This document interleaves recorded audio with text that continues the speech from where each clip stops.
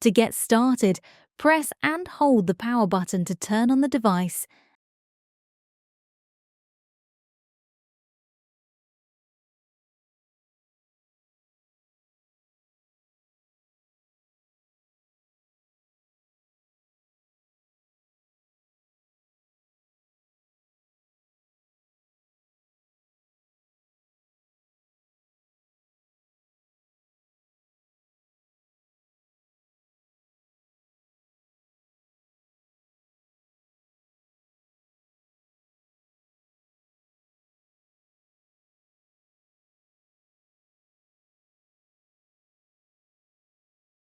And make sure there is gas connected to the docking station.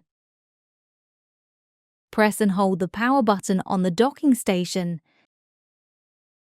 Then insert the device face down, making sure it clicks into place. To start the bump test, press the bump button. Green lights will advance along the progress bar on the docking station.